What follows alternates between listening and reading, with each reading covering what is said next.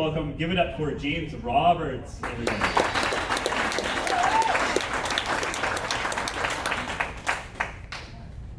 So I was at the store the other day, and I was buying a lottery ticket because I feel like almost all my life's problems can be solved if I just had more money.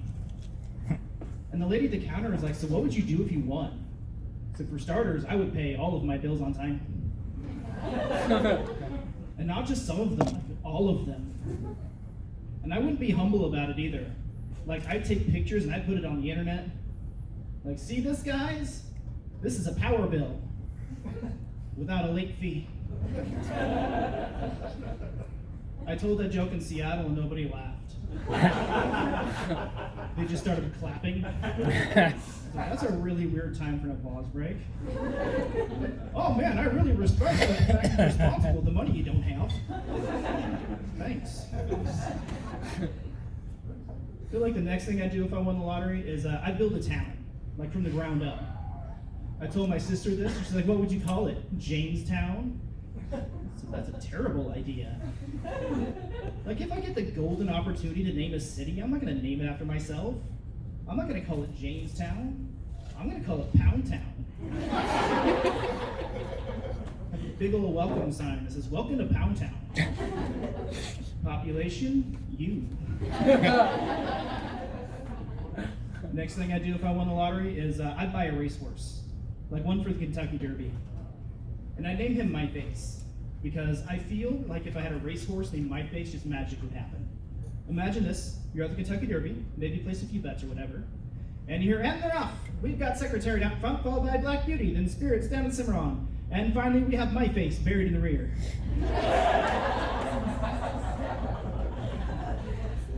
And that's not even where the magic would happen.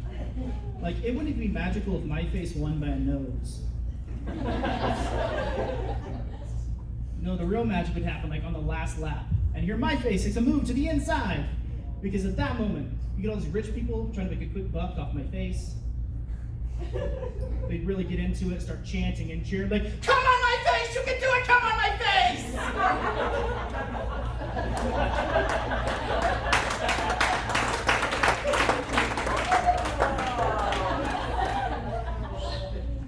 Bukkake Derby 2020. Yeah, you guys can see it coming. So believe it or not, I actually have stage fright, like really bad. Like every time I do this, I'm just doing the best I can not to break down, cry, and shit my pants. And I hate it because it's such an irrational fear to have. Because there's nothing scary up here. Like, what's the worst thing that's gonna happen? Are you guys gonna laugh at me? I doubt death would happen. My eardrum did rupture once. Like, I was telling a joke and I just couldn't hear anymore. That was fantastic. So I had to go to the doctor about it, and he's like, "Your eardrum ruptured." I was like, "What?" But yeah, apparently I lost like a lot of my hearing. Like, I've lost about half the hearing in my right ear. Yeah, it was not fun. But he suggested that I start learning sign language, which I thought I've always wanted to learn it, but I played college football and I broke all of my fingers. So me learning sign language now would be like the deaf equivalent of like a speech impediment. So that's fantastic. But I was talking to a buddy of mine about this stage fright thing, and some guy overheard it. He's like, "Why don't you just smoke some weed before you go on stage, man?" The answer to that is I don't smoke. And he like got offended by that. He's like, "Well, why not? It's legal here." I said, "Yeah, bestiality's legal in Kentucky. Doesn't mean I want to line up over there to fuck a cow." But even though I have stage fright, I really love doing this. I love doing comedy. I like making people laugh. I learned something really cool about laughing the other day. I learned that laughing releases a chemical in your brain that recharges your T cells. And your T cells are your body's natural defense against cancer. So I guess what I'm saying is laugh or get cancer. It's amazing how well threatening the audience works. But yeah, I got to travel a lot for this. Like you said, I drove 5 hours to get here. Like, I go to Seattle, Portland, went to Spokane once. North Dakota, not for comedy. A buddy of mine had a job interview over there, and and his car broke down, so I had to go save him. And he tried to like convince me to go, save him. And one of the things he told me was, there's a beautiful woman behind every tree in North Dakota. Yeah, I thought the same thing. I was like, dude, you're full of shit. And then I got there, it happened to be the realest thing I've ever heard in my life. There are no trees in North Dakota. Not one.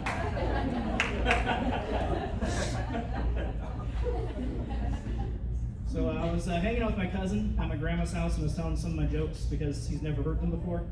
And he got like really excited. He's like, oh my God, I know the place you can tell your jokes at. So I looked it up. I was like, I can't tell my jokes there. He said, why not? It's an open mic. I said, no, it's a clean mic. That's different. Like, I'm normally a pretty quiet person. I don't really say much.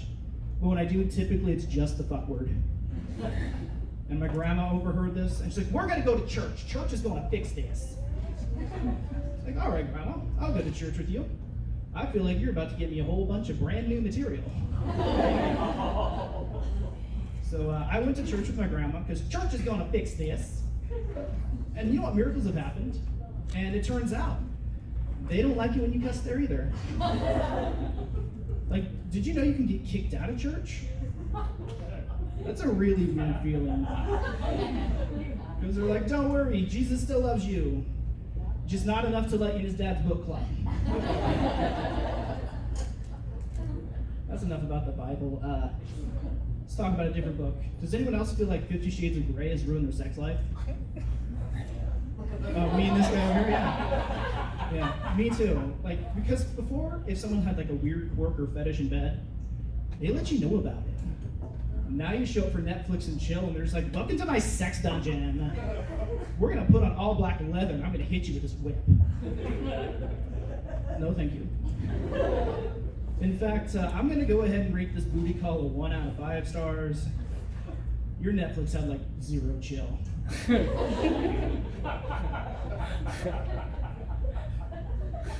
And I used to think that I could like do anything in bed, and then I realized that people are fucking freaks, and no, I won't. Like, it's not even all the crazy stuff. Some of it's more mild. Like, if you're gonna suck my dick, I kindly ask you to leave your fingers out of my asshole.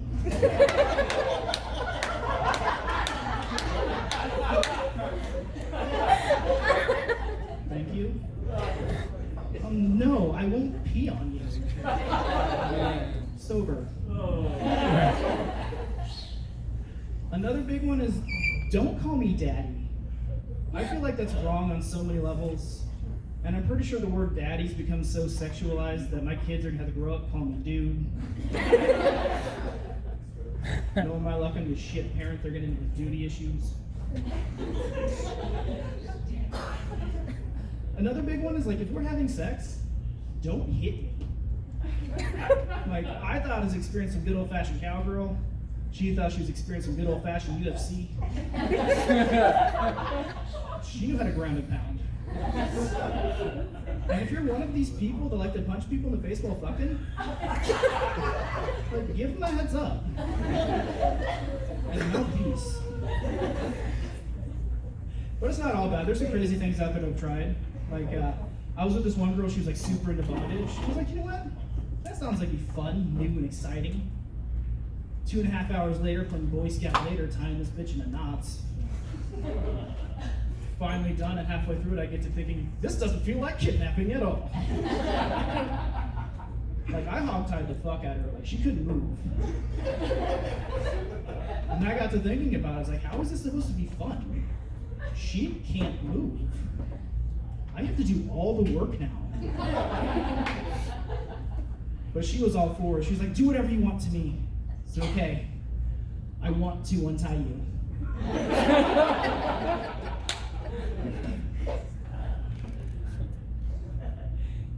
So that was kind of really dirty. Let's talk about my very first sexual experience. This is my first time here, I can tell you about that. I was in high school. Me and my girlfriend at the time were dating about 8 months. And just out of nowhere, she's like, do you want to have sex? And my response was, I love you. And then I proceeded to take off all of my clothes. She looked at me and said, what are you doing? I said, well, you said sex. I was cool with that. Hence, no pants. She said, I didn't mean right now. Well, then why did you ask? But I've learned since then that a lot of women like to think about sex before they have it. They like to stew on the thought. I like to compare it to cooking. Like something you make a roast or a crock pot. Something that takes a long time for all those flavors to like slowly melt together until they hit that pink, that pinnacle of absolute deliciousness. And once it hits that point, that's when women want to have sex. I mean, guys, we're more like Pop-Tarts. Like, you don't even have to cook them. It's not even really necessary, actually. But basically, because we were both virgins, like, we decided to like set a date, and during that time, we were gonna like research sex. And by research, I meant we talked to her friends who've had sex before, because mine were not gonna help. And basically the gist of our research was to use lube, and the first 2 times we're gonna suck. For her. They were gonna be great for me. And then my wonderful girlfriend decided that she was just gonna get the shit times out of the way, and we were gonna have sex twice. It's like, my girlfriend is amazing! So fast forward to the magic day finally came. Spoiler alert, so did I. But fast forward to the moment that we were done, and I looked at her and said, so how was it? She said, I'm not gonna lie, it wasn't nearly as bad as I said it was gonna be. Mostly it just hurt. And I don't know why, but in that moment, I felt like my brain just gave my dick a high five. Good job, buddy, good for you, way to go. You did it. When we start cleaning up in the bathroom, just immediately what I thought was like, she said twice, right? And my heart was like, yeah, she did say twice. My dick was like, she's still naked, I can still do this. I was like, so is twice still a thing? She says, yeah, but even gentler this time. So I looked deep into her eyes and I said, don't worry, I've done this before. That's it for me tonight, thanks guys.